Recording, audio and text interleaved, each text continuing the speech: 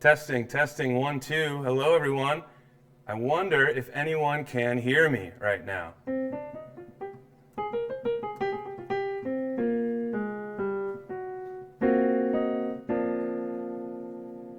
Can anyone hear me? Let's give just an emoji or a say hey or something in the chat. As we've already seen so far by people saying in the chat, things are different this week, right? We've got a lot of crazy news in the last week or two, and we have been trying to stay sane and stay healthy and all that. So part of how it's affected us is I'm now also at home, and this is my home studio, and here we are. So I don't have Aiden and Andrew with me today, and so because of that, things are going to be a little bit more stripped down. And I think with that said, I want to just dive right back into our composition. We will do some pop quizzes today, and in fact, we could start with one, but what you're going to see on screen for the most part today is going to be our composition and my hands and the notes, okay, on the keyboard. So let's start with the first pop quiz. What I would like to do is just kind of continue with the momentum we've been building over the last 2 weeks. We talked about harmony, we talked about melody. We've got our basic form of that above in our composition. So our first pop quiz is going to be right now. We're going to be talking about that. And I'm going to ask you guys to put a 1 dash and then your number. I'm seeing some people saying things sound good, look good. Someone's saying, Terry's saying there's a little bit of an echo. Hopefully that won't last. And if that's distracting, let me know. I can try to change some stuff. But our first pop quiz, I'm going to ask you about something we're going to cover today. Let's see who was really listening strongly and listening intently last week. We talked about how we're going to take our chords, right? This is the progression that we've come up with last week, or actually 2 weeks ago. We talked last week about how we were going to add some complexity and some more interesting stuff in the left hand. Can you guys name something that we talked about last week? There are many. I'm seeing more headphone. I'm seeing more echo issues. All right, let's see if we can figure this out. So, if there's an echo going on the piano, that might mean that it's coming through my headphones here. So I'm going to turn this down, and I'll tell you what, everyone. Let me know if this is better. Do you still hear the keys now, but without the echo?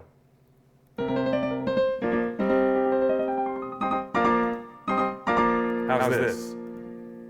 So, looks like, oh, I see. No echo on the piano, only on me speaking. I see. What can we do here? I'm sorry if this is distracting everyone, but what I could do is just play for a little bit, play more and talk less, see if that helps. So the first pop quiz, I'm looking for what we talked about in the left hand. What are we going to do to spice things up? We're doing root position triads, block chords so far. What did we talk about to spice things up today? Anybody know? Put your answer in the chat, and I'm going to try, while you guys write your answer, I'm going to try to troubleshoot this just a little bit more, see if I can get the echo off the voice.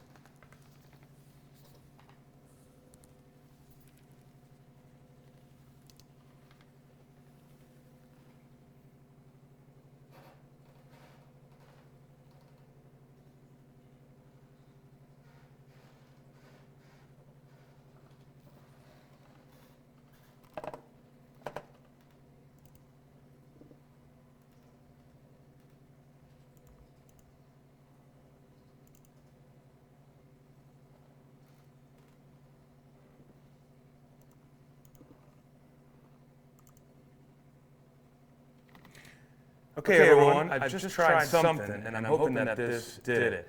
I'm also seeing a handful of comments coming through and answers for our first pop quiz, so that's exciting. But please let me know if that did it. And here I'll just play a little bit more.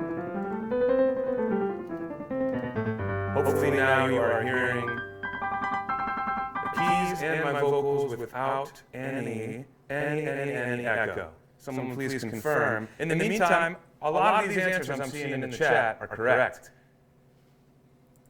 Uh-oh, Terry's letting me know it's still echoing. Okay, that's all right. We'll get this worked out. Hey, who's got something better to do, right? We're all hanging out at home, so we're going to get this fixed and then get into a good lesson, I promise.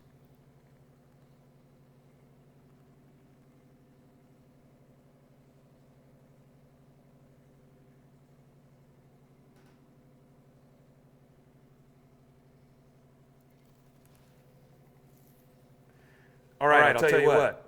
I'm going to talk for 10 more seconds, and then I'm going to just play. So here's what we're going to do. I'm going to give a free song credit to everyone that put an answer down there. We'll handle that later. For now, we're going to play. We're going to talk about broken chords and inversions.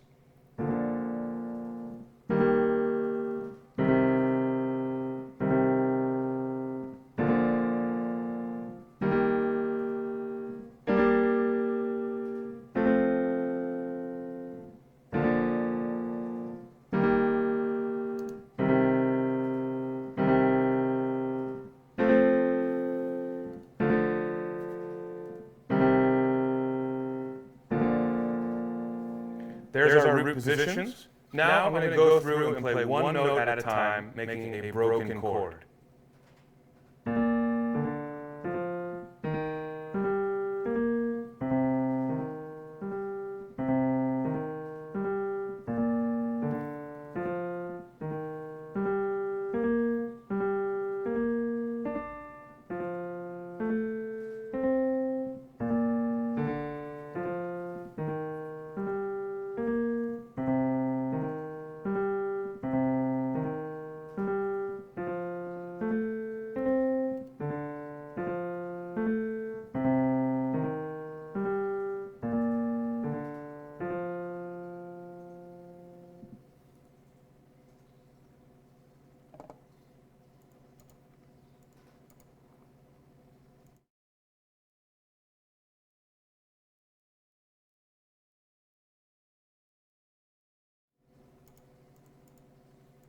Hello, hello, hello.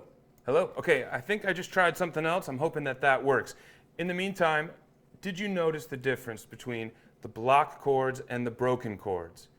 Let you guys do the talking in the chat. Let me know what you think of the difference between those two approaches, block chords versus the broken chord. And I'll do it again. Every note now being a quarter note. And in fact, why don't we use our notation software for what it's for here? And let's try and just go ahead and break this out.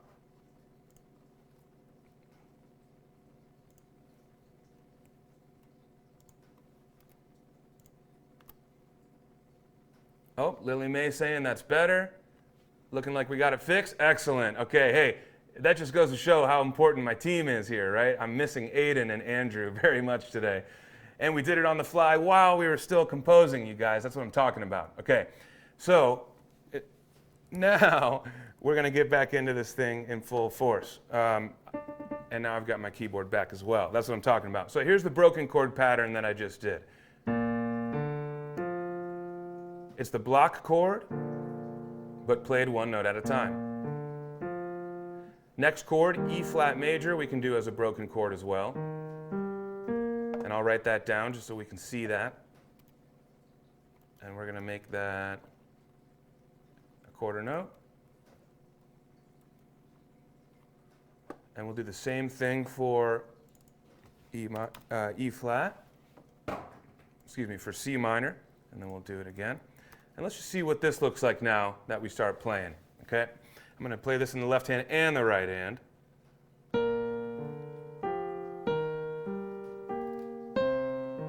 Oh wait, I got my wrong notes here. I got to move this down.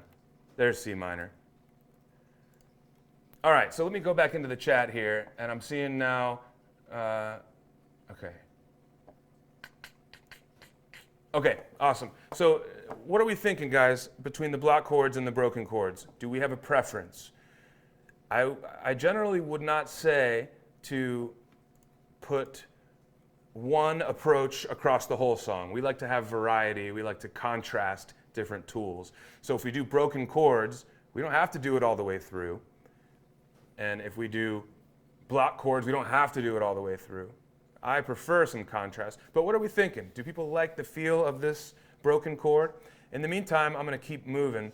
I will say that now that I'm fixed and my voice is better with no echo, I want to explain a bit more here of what we're doing. The broken chords obviously add rhythm, right? And it can add a sort of a momentum to the song. It can drive it forward. Now, that's an effect that we may want, we may not, but you have to know that that's what it's going to do. So for me, I like to think as a composer, I want to reserve the thing that's going to drive the momentum and the rhythm and the forward motion for a time when I want that effect. So here's what I might do. I might start a little more reserved and then get into the broken later on to drive the momentum forward. But having said that, that's just my personal preference. And I'm seeing in the chat that there might be some different thoughts. That's what this is all about, guys. We're writing this together. So let me see what you guys are saying. All right.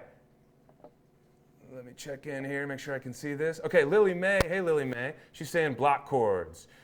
Camille is saying broken feels like a lullaby, but that's okay. Hey, that's actually a good point. Broken chord doesn't have to be a driving rhythm. It could still be very delicate, right? Especially if we get higher up in range, then we're really feeling like a lullaby.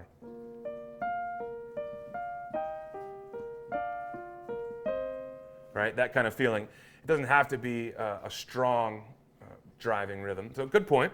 What else are you guys saying? I'm seeing Dave Kolash saying broken at the start. Sarah, block, broken. Ooh, I like that pattern. We'll try that in a second.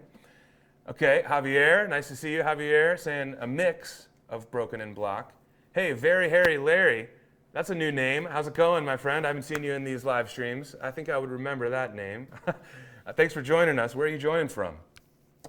And let's see, do you know another Harry that we are fans of, Harry Connick Jr.? What do you think? You guys are namesakes. Chad Miller is stuck in Fort Worth, and your neighborhood's full of partying and kids playing in the streets. Oh man, sounds crazy. Hopefully it's not too loud for you and get some practice in, Chad. All right, so I think I have some sense here. It looks like people are wanting to get into some of the broken stuff, so why not? Why don't we start with broken? And then what we should figure out together is when then does it make sense to go to the block approach?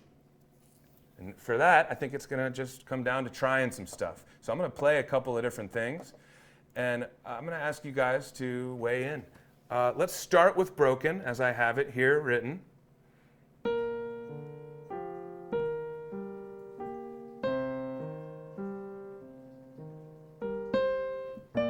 Could keep going here.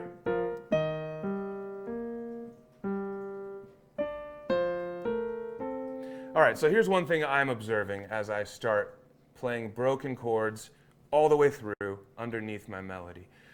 Now that we have broken chords in the left hand, it changes how the melody feels on top. And there are certain notes we're playing now at the same time in the left hand when the right hand plays a melody note. Like, for example, beat 3 of our first measure. Now, when I'm playing my right hand melody and I play a G, the left hand is no longer just holding a chord, it's actually playing this F.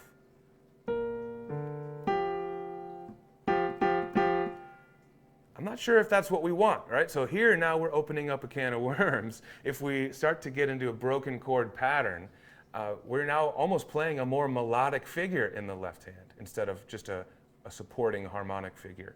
That's another thing we need to be aware of. So here is something to consider when it comes to that. You can do your broken chord pattern, and you can first start with a root position triad like we've done, or you can decide to, and this is another thing we talked about doing today with our left hand to expand things, you can open up that position to more of like a 1-5-1. Now, this is a very common tactic with arrangers, and I'm even seeing someone saying, Warren W. in the chat is saying, thanks, David.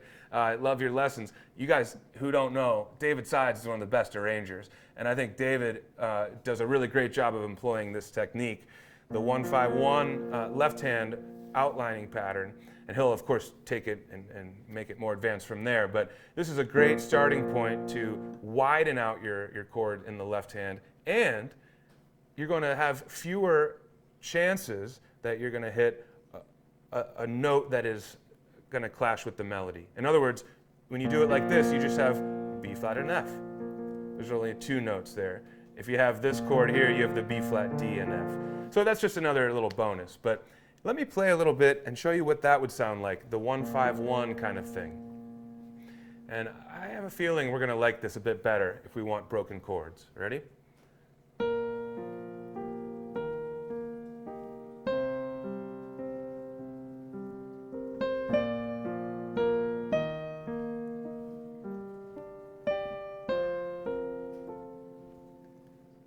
What do we think? We got to use our ears here when we're composing. We got to try some trial and error. What do people think? Do we like the root position triad broken chords? Or do we like the 1-5-1, the wider octave position?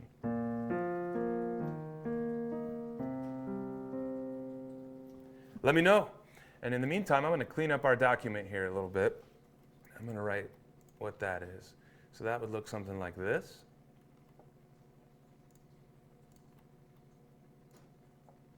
All right, Gail says, oh yeah. Gail was liking that one. Who else has some thoughts? 1-5-1, much better from Camille.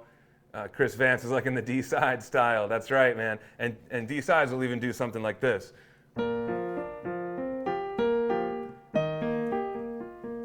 I'm just making it up on the fly, but David will take that same idea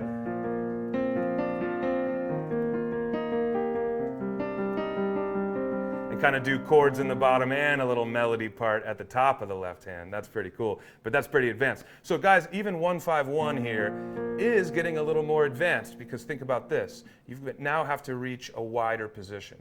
One benefit of our root position triads is that we were able to play those chord shapes in a relatively easy hand position, but now we've got to widen that up. But it looks like unanimous here in the chat. This is great when I see this. We're all on the same page. We're all digging the 1-5-1. Now here's something to think about too. When we get to measure 3, we no longer have the third. Well, we don't have the third of the chord really in any of these now that we've got left hand just 1-5-1. But here, I guess technically in measure 2, in the right hand, we do play that G. But then in measure 3, we play a C. That's the root of the C minor chord. And then in the left hand, if we're doing this 1-5-1, then now we've got 3 C's, and we don't have a third. We don't have a major or a minor third. But we know this is a C minor chord. We've got to have the minor third. So here's an example where the melody actually doesn't have enough information. We may decide here to change away from the 1-5-1 pattern and instead going to more of the triad where we have the third. And here's where we can get into some inversions, all right? So stay with me here. Check this out. 1-5-1 in the left. Now left hand here, I'm going to switch to playing something with the third in it. But I don't love it being in root position for a couple reasons. One is it sounds a little low, and we've just been up here, nice and open and reaching up above middle C. And what I like is keeping a common tone between chords. This is a really good rule when we're talking about inversions. So if we're thinking of inversions, we want to think between the chord I'm on now and the chord I'm going to, are there any shared notes? Yes, E flat is a shared note. So I'm going to play a C minor chord in an inversion that has one of these E flats that does not have to change. So we could do this. There's a C minor in first inversion. Or we could do this. C minor in second inversion. I kind of like that better because now we can continue with this high note in our left hand. But let's go ahead and give it a shot and see what it sounds like. So what I'll be doing is now this. I've moved up the note in measure 3. We're starting, excuse me, actually I have to change that. That was the first thing we tried. What I did instead there was this. So now we can see there's a gesture forming. We're reaching upward, and then we reach upward even higher here. And then the last note of measure 3 is the same, but the other 2 notes are even higher. So let's now get a sense for what this sounds like. And we'll stop. We'll just do measures 1 through 3 for now. Okay. Whew, this is hard to do with Andrew not being here. But here we go.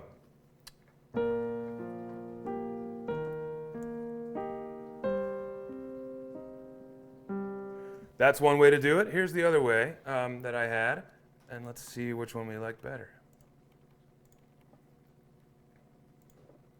Okay.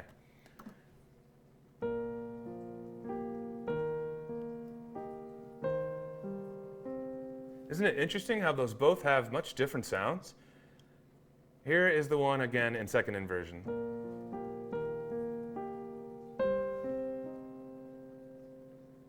Here's the one with C minor in first inversion.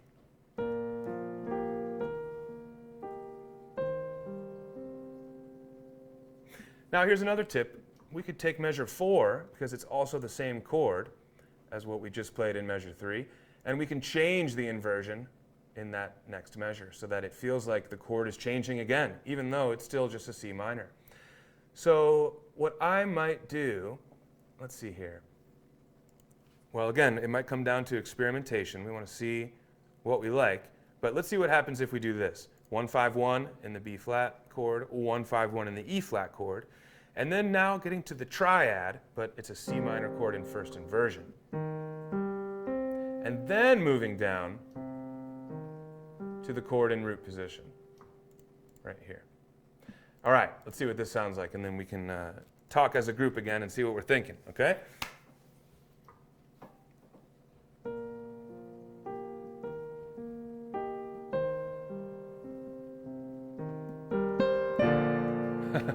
Okay, that's one way to do it. And then a block chord all of a sudden kind of sounds shocking, right, once we hit it.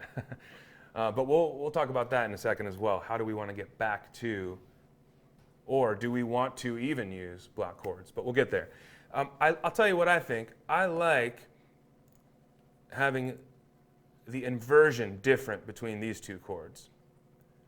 But I'm not certain that I love the current treatment. I need you guys to weigh in. Anyone have any thoughts on this? Help me out here. Let me check in on the chat. Gail is saying the 1-5-1 is worth the stretch. I agree. I hope you guys are also noticing I'm using the sustain pedal a bit, right? And that is helpful when you're doing a broken chord pattern as well.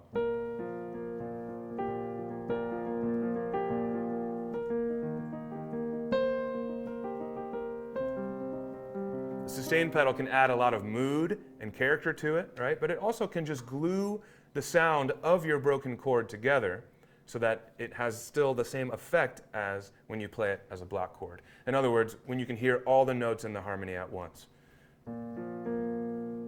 There's all three of those notes still lingering. Right? So the pedal can also be a nice device here. Okay, all right, I'm getting some thoughts coming through now. Sarah Pickle says, not if you have small hands. Sarah, great point, but once again, if you use your sustain pedal, you can actually cheat that a little bit. In other words, you don't have to play the whole octave, the low B flat and the high B flat at the same time.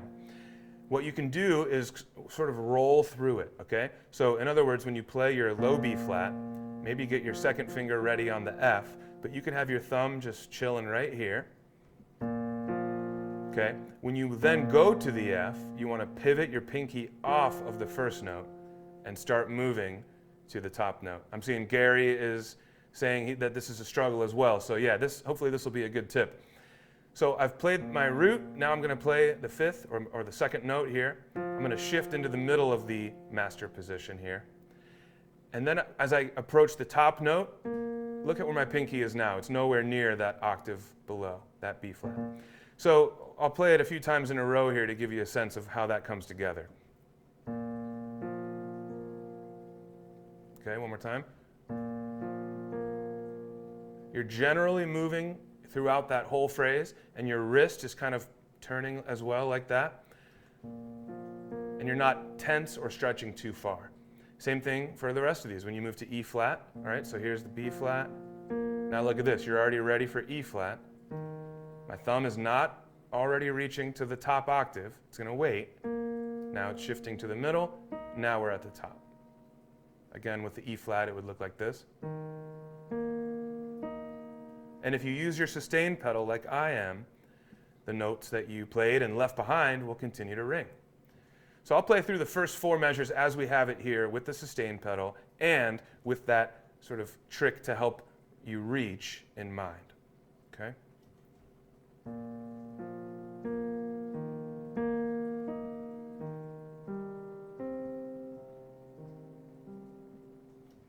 Okay, so there we have that. I'm going to go back to the chat because I'm seeing some good suggestions coming through. All right, Chad Miller saying, when will we start thinking about tempo? That's a great point, Chad. You know, I've been demoing this in various tempos depending on what we're working on. For example, as we start to add rhythm in the left hand, I'm not going to go super fast, right? I want to go slow enough for us to digest it. But then what happens is it starts to sound like a ballad, right?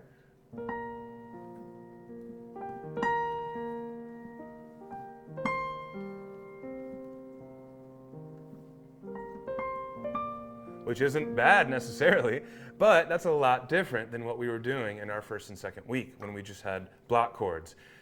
Earlier on in the month, it was sounding more like this.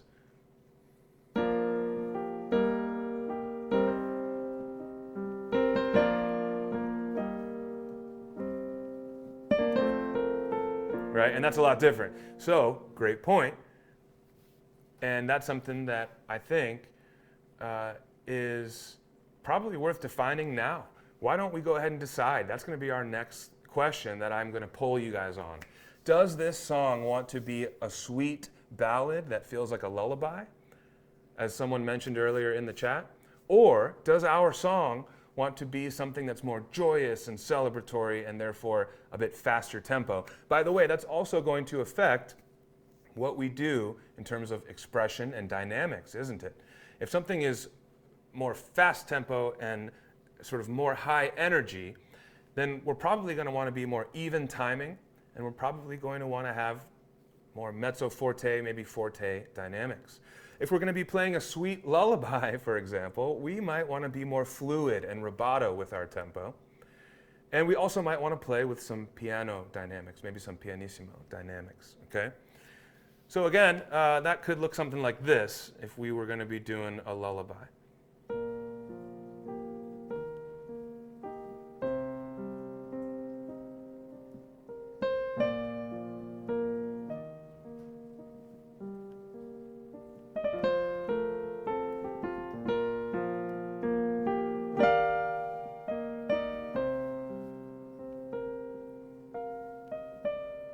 Notice I'm being nice and fluid with the tempo, pushing and pulling it. And I'm also kind of swelling in with my dynamics in and out a bit more.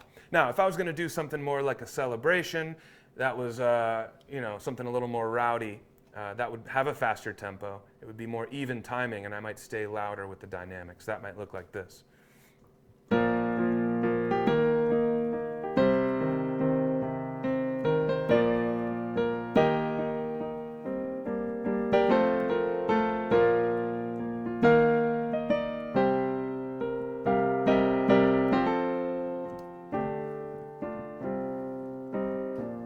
Okay, same chords, same melody, much different feel. All right, let's check in with the chat here and see what you guys say.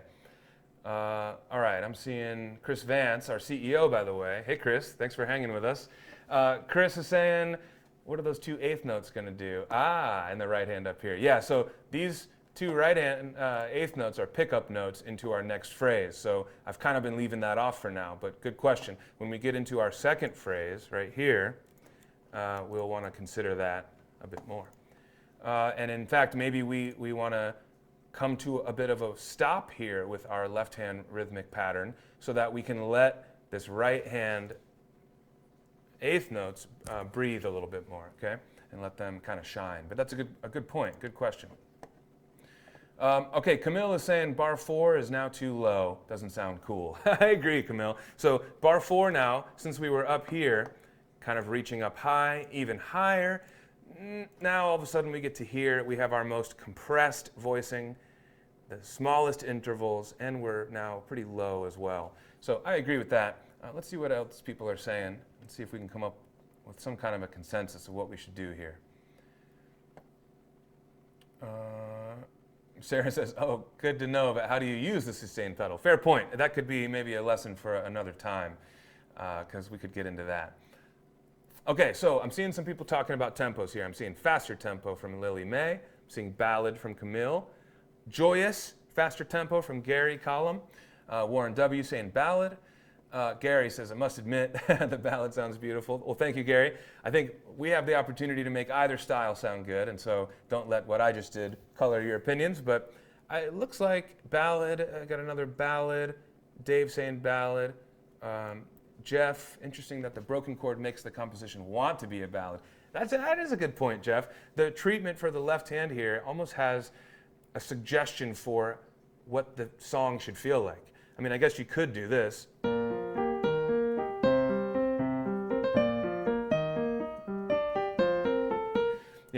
Sure, but I think you're right that when you have that more smooth,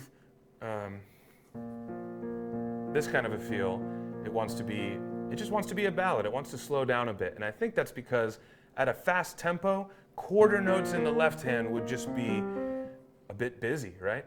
And so when we slow that down, it gives us more time to hear what's happening and as the performer to play it. And then therefore the result is it kind of sounds like a ballad. Chad's saying ballad. Javier's saying ballad. I'm going to go ahead and say let's go with ballad, guys. So this now is a ballad. And that is going to affect the decisions that we make moving forward. So good point. And so what I'd like to do is continue the broken chord pattern because we've just made that decision. But I want to go back into the chat because I thought I saw something that was a good comment and now I'm missing it. Someone said something about reversing the fourth measure. Where was that? Sorry if I forget who said that, but it was a good comment nonetheless. The comment was, what about in the fourth measure if we reverse the pattern? Great point. A broken chord does not always have to start from bottom to top. And in fact, sometimes when we have a two-measure chord, or in other words, a chord that doesn't change from one measure to another, it's just C minor in both measures, that could give us the opportunity to change our pattern. Instead of going up, up, up, we could come back down. And that could be a nice little change as well to end our phrase. So if we were going to go up and come back down again, I might suggest we do something like this. And I'm just going to go ahead and take it away, guys, real quick so we can keep it moving. I'm going to go like this. We're going to go root position C minor, but then we're going to continue to move up all the way to the top C. And that is going to be the start of our descending broken chord in measure 4, which is going to essentially be a first inversion C minor chord. And so look at what happens when we glue both of these measures together now.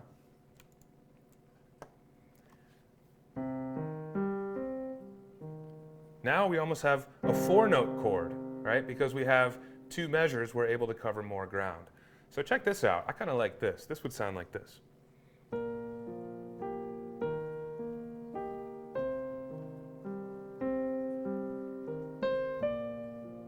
That's nice, right? But here, I'm going to say, you guys, the point that Chris Vance made earlier about what's going to happen with these eighth notes is actually a great point because as I predicted after Chris made that comment, once we start playing the broken chord in this measure in the left hand and we get to this note, the third note, it's going to start to clash a little bit with these. And I think the reason is because let's check out what the notes are. In the right hand, we're playing a B flat. In the left hand, we're playing an E flat. It's not wrong, right? But we are playing two notes instead of one in the right hand. So it's going to change how it sounds. And so what we could do here is,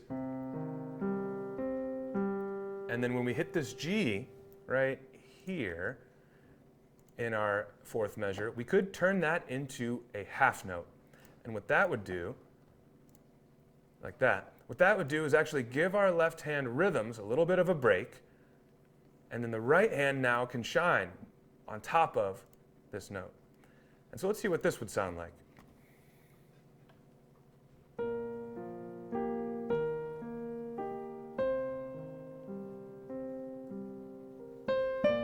Wow, that was light years difference, right? Just letting the left hand take a pause.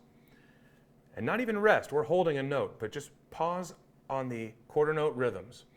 And then the right hand has a chance to come in with those pickup notes. Didn't that just do wonders? It really cleared the way for us to now start our next phrase. And so, speaking of starting the next phrase, what I'd like to do is continue on with the same pattern we've established. So I'm going to copy and paste. Boom. But when we get to here, I'm going to suggest that we change some things.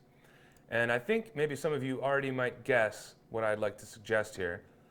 I'm going to see what happens if we introduce some block chords here once we get to G minor.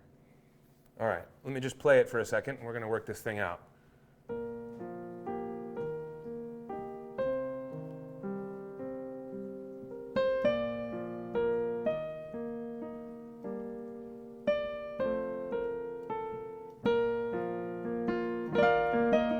Okay, we'll get to there. What do we think of that? I kind of like the block chord here, but I want to weigh in. This is not my composition. I want you guys to weigh in. Excuse me. This is not my composition. This is our composition. Uh-oh, Tina Miller's saying she can't hear the piano. Is anybody else experiencing that as well? In the meantime, I'm going to go back to the chat. And Gary is saying fast tempo makes me think I'm in a saloon in a Western. Good point. You know, that's, let's see if I can make this into a Western.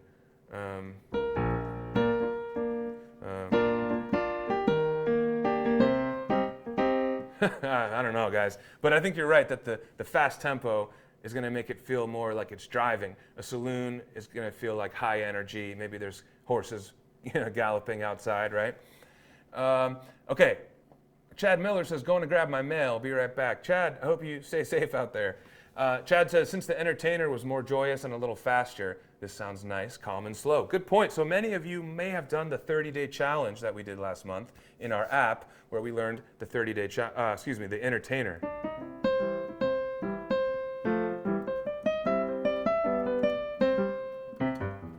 Okay, we did a rookie level arrangement. That was really fun. But you're right, that one had that bouncy driving rhythm. So fair enough, now we've got a ballad to counter that. It's all about contrast, right? Okay, so Chris is saying sounds nice, big difference. Yeah, so I think that's the move right there. We're gonna turn that into a half note there. All right, Jeff. Jeff, I'm not sure if I've seen your name in the chat before. Jeff Schwissow. I hope I haven't mispronounced that. If I have, please let me know how that's supposed to go. Nice to see you, Jeff, and thanks for saying that it's lovely. I agree. I think this song's coming together nicely. Sarah, the Ballad of the Isolated World, a gift to those who are lonely. Maybe that's the name of this song, although it's a little long. But Sarah, great point. This is what we're all thinking about right now. Everyone's lonely, and we've got a world full of arts and creative people, right? And we're all trying to gather and do our thing, even when things are normal.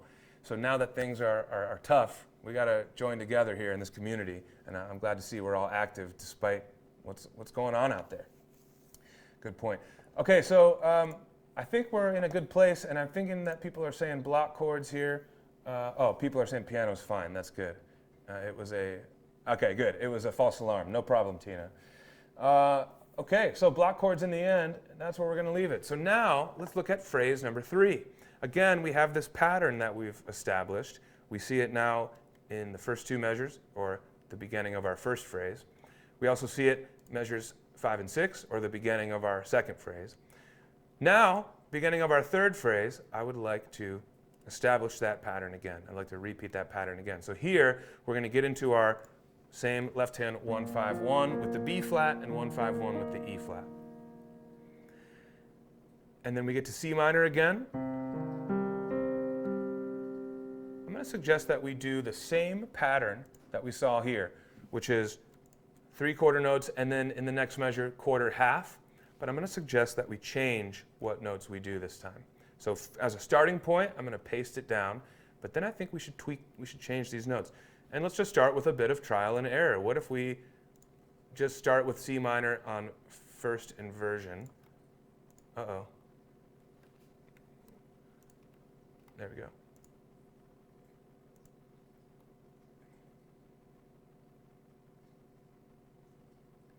And then we're actually going to go higher up there, and then we'll land on a C for our half note. Okay, so I'm going to now play these 4 bars, and let's see what we got.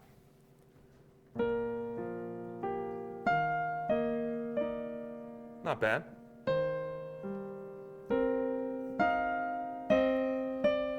Okay, so here is why trial and error is so important.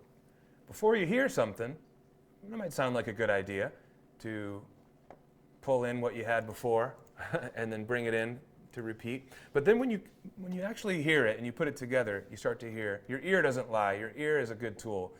You start to hear where it's not quite working. And as soon as I played that, I realized it wasn't working. And here's why. Once again, we are way too busy between the hands. We don't want two different counter melodies happening at the same time. At least I don't. And I'm thinking that given that this is a sweet ballad, I'm not sure we want to get too crazy. So given that our right hand is busier here than usual, we have a decision to make. Do we want to simplify the right hand to allow for this left hand pattern to continue? Or do we want to simplify the left hand so that the right hand pattern that we came up with last week can remain? And I'm starting to think that we let the right hand stay intact because we spent a lot of time last week working on this melody.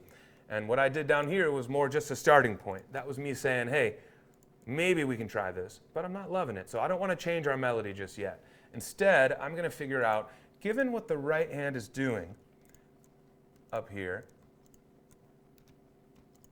why can't I do that? My keyboard's being a little weird, but that's okay. Given that, maybe I can do this. Yes. Given what the right hand is doing here, where might we find some gaps or some room for the left hand to breathe? Well, obviously there's a rest right here, so the left hand can be doing something there for sure. But then the right hand continues back on right away. So I'm wondering now if in here we get into some block chords, okay? And let's just see what we can do. I don't want to lose the energy here, but I'm seeing Camille saying, let's simplify the left hand. Chad, with most of us on house arrest, maybe we could extend beyond the end of the month. Yeah, Chad, why not, man? We're open to whatever. We just want to make sure that the community is still feeling good and that we're all showing up for each other, including us here at Playground. So, you know what? If we vote that in April we want to just keep writing a song, I'm open to that, guys. That's a good call, because there's obviously a lot of room we could go here, right? But yeah, Camille, you're saying let's simplify the left hand. I agree. So I'm going to see what happens if we just start with a chord, and let's see what happens if it's this chord, and we'll make it a dotted half for now. So this chord is a second inversion, C minor chord, and I've chosen that because the E flat on top is the same E flat we just played down here. So we could do that right there. Let's see what that sounds like if I do maybe all four of these measures.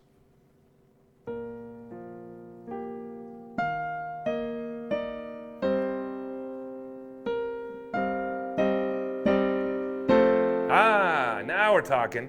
So there is a way that we can continue the rhythmic force and driving nature of this left hand without making it sound like a counter melody, or without getting in the way of what the right hand melody is doing.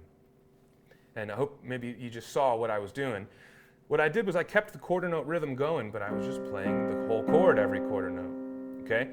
So to me, that really helped drive us home into what will be our fourth, man, it's not letting me do it.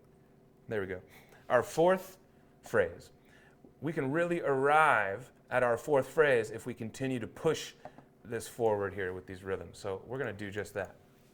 I'm going to copy that over to there. We're going to make that quarter notes. Yeah, Gary Collum saying he's digging that.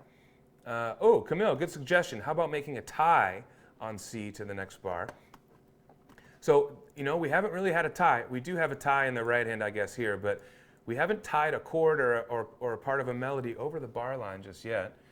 It might be kind of nice, actually, to tie to this first chord. Bear with me here. I'm going to play that and see what that sounds like.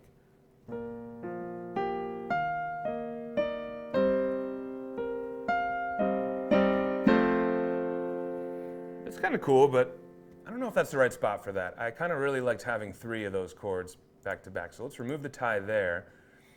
But maybe we can tie. I'll tell you what, why don't we put a pin in that and come back to that? Because there might be an opportunity to do something up front with the tie.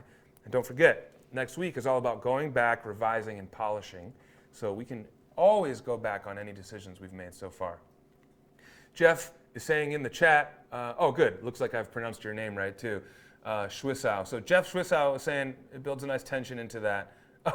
We're just repeating ourselves now. That's funny, Jeff. But we're on the same page. It builds a nice tension so that we can release, right, tension and release into our fourth phrase. So if we just kind of take a glance at our notation across the whole thing, it's the most dense right in here, right? And maybe also in here. That's when we have the most quarter notes in both hands. So we've really built our third phrase up to be busiest, and I think that's great, right? We now have an arc.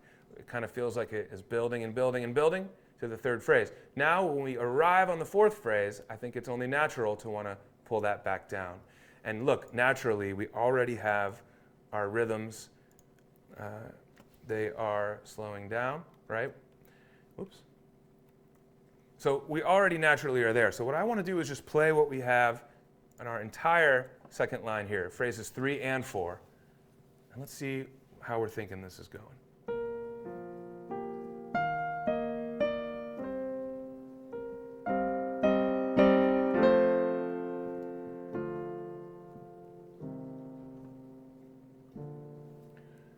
I got to be honest, I'm not sure that the ending needs much of a change. I mean, not rhythmically speaking, at least. But I'm seeing in the chat, Camille's not a big fan of those quarter note chords. Okay, so Douglas is saying, so measure 11 is no longer a C minor chord. Douglas, actually it is, but what we've done here is we have inverted the C minor chord. So I'll show you. The C minor chord in root position, whoops, looks like this. Oh, you're right. Good catch. I actually accidentally had the wrong chord in there. That was good that we did that. So yeah, the point though is that C minor being C, E flat, and G, we can mix those in any order. So E flat, G, and C, still a C minor chord. This is just first inversion. And then G, C, and E flat, that's still a C minor chord, just in second inversion. So let's now put that back. That was my bad. So we'll go E flat, C, and G, and I'll change that here as well. Good catch, Douglas. All right, Camille's not a big fan of the quarter note chords. Well, that's a bummer. Camille, I wonder why. Maybe you can give us some more info. What do you think that needs to be, what do you think needs to be different about that? And then I'll tell you what, guys, because we're all saying we want to keep writing, I don't love ending on the B flat anymore at the end because it doesn't feel like it wants to continue on into a new section. It feels like our song is done. The last 4 bars would be this. Just sounds like the end. I'm also not the biggest fan of our voicings right now in the left hand, but we can decide to spread those out as well or use some inversions. But really, what I'd like to do now is change our 1 chord. I don't want to end on the 1 chord anymore. Here is our next pop quiz question, and here it is. We talked about this with harmony in our first week. There are arguably 2 of the chords in any given key are the most defining chords of that key. The 1 chord is one of them. The 1 chord in the key of B flat is the B flat major chord. Obviously, that's a big one. What is the other most defining chord, and arguably even more defining, but at least as defining as the 1 chord? Is it the 2 chord, the 3 chord, the 4 chord, the 5 chord, the 6 chord, or the 7 chord? And here's a hint. The chord I'm looking for naturally wants to resolve to the 1 chord. What chord is that? In a given key, what chord naturally wants to resolve to the 1 chord? That's our second pop quiz question for the day. And that's the chord I'd like us to put here in our last measure because I want it to want to move on. I don't want it to feel like the end here. And I'm looking for the first correct answer, but I'm going to let you guys chime in and give you a minute to type. In the meantime, I'm going to explore opening these chords up a little bit. I don't want to do this root position anymore. I want to keep moving up. Remember, we are building momentum. We are reaching higher and higher. I want to keep that going here as we reach our 4th phrase. And to do that, I'm going to suggest that we go with a first inversion F chord here by bringing that F up an octave. And then from here, I think we can move down. And I'll tell you what, this melody is a little bit of a placeholder as well. So I'm going to just remove this for now. I'm going to make an executive decision. And I'm going to invert the D minor chord as well, but I'm going to have it still be lower than the F chord. We want to start to descend here a little bit. Let's get the C up as well and invert that. And then let's get this chord up and invert that. Let's see how we're digging that, if that helps anything, okay?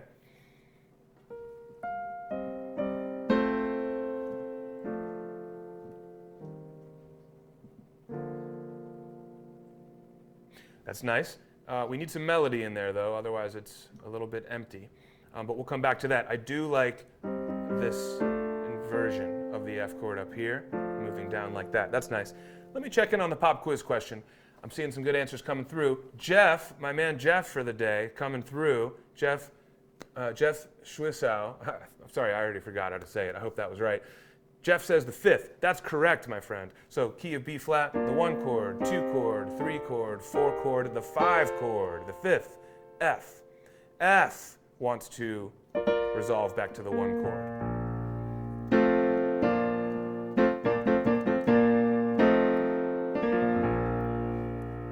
So, by the way, it could also go to a different chord besides 1, but the 5 chord has a tension that wants to release. And so if we want to end our song, we may want to end it with the 1 chord. But if we want to keep moving, we may want to end it, the section at least, with the 5 chord. So here's F. I'll put that in the chord symbol.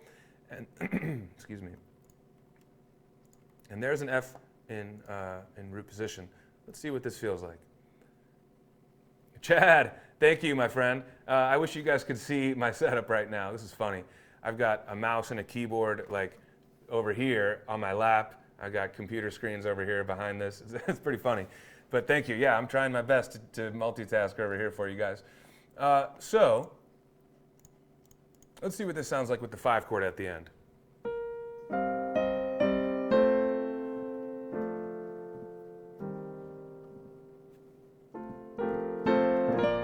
Okay, disregard the right hand stuff there, but I can't help it when I'm hearing something. I got to go for it. That's what that 5 chord does. It really automatically wants to, boom, resolve back to B flat. Now we could either repeat our song and go back to the beginning, or this could be sending us into a new section that we haven't written yet. Who's to say? But I'll tell you what, I like the F chord at the end. So let's now get this progression a little tighter here, the last 4 bars. Okay, we've got F, we've got D minor. What if we go up to C minor? That's nice. And then down to F. Okay, so look, all we did there was change the inversion of C minor. We brought the E flat to the top. Now look at the top line of each of these chords. We have an F. In this measure we have a D. And then now we change our pattern. We're not descending anymore, we go up. So now we have this little melody here. We have ba, ba, ba, ba, on top of our chords.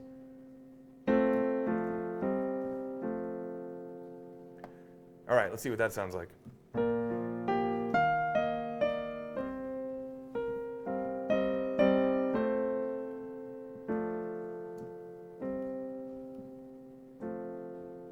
I'll tell you what, I like that. Let's keep that. But now what we need to do is come up with a right-hand melodic figure. And guys, we don't have to fill in all the blanks. In fact, I kind of like having a little rest right here. Maybe even into here as well. But we definitely need something in one of these measures. Otherwise, it's just going to, again, feel kind of like the end of the song. We're going to lose too much momentum. So I'm going to suggest that we do something that would act as a pickup to the next section. In other words, something like this. Rest in the right hand, and then something like this.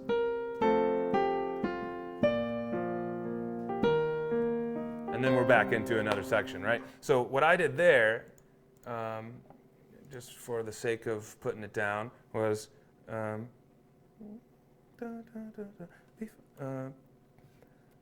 think it was that.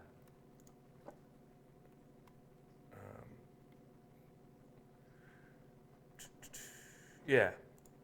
So that would look like.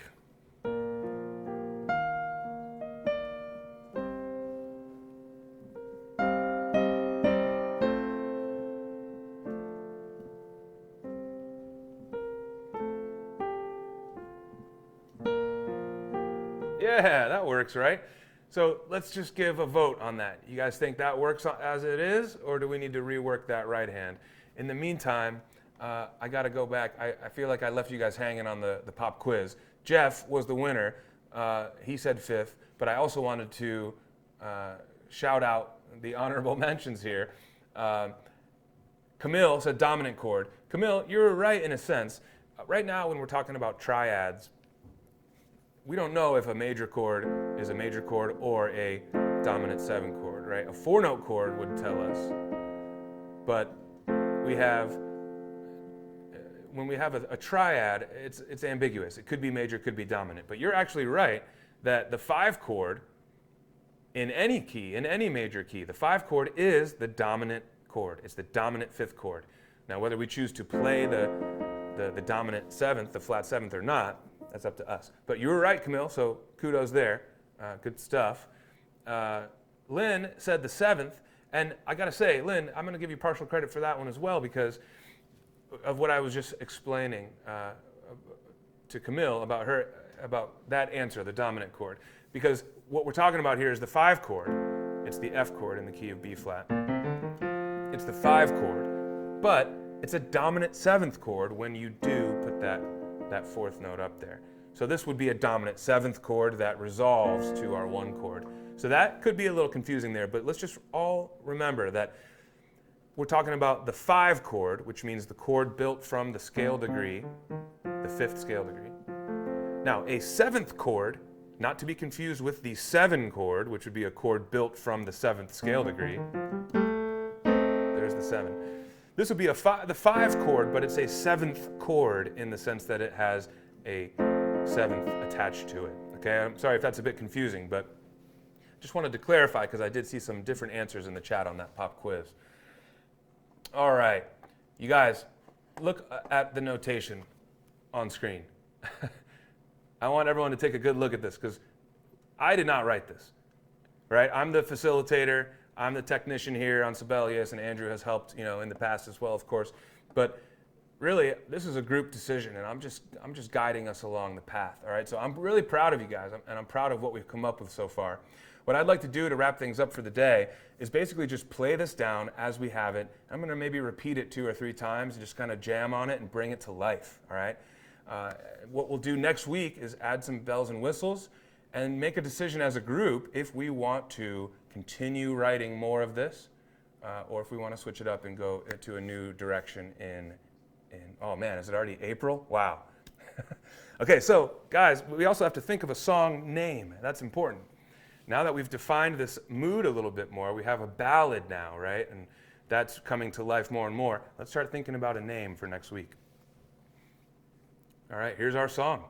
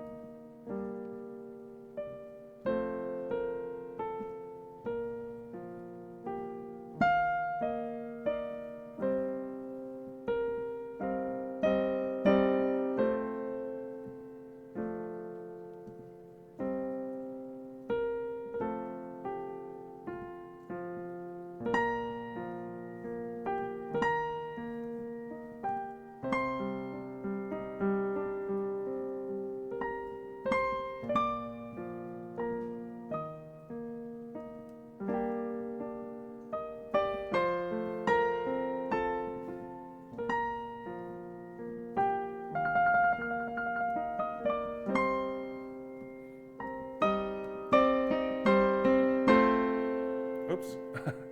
Give me another take on that one. I'll get our melody right.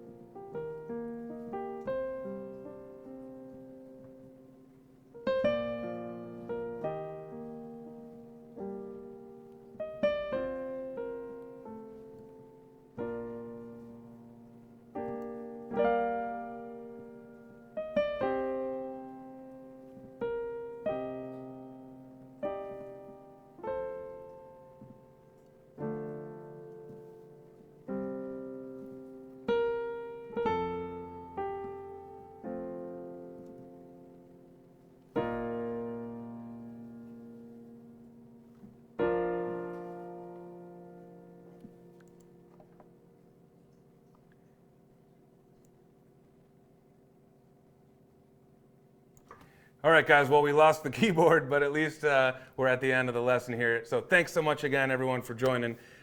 That's just a little bit of a glimpse of where we could take this and where we can bring our song to life. But guys, great work, and I'll see you next week to wrap up our composition or to keep it going. We'll have to decide. Thanks, everybody, for watching. Please stay safe out there, and please check in with us daily in our communities online. We're going to be active, and we all know that everyone's in the same boat. So we can do this, you guys, and we can get through it together.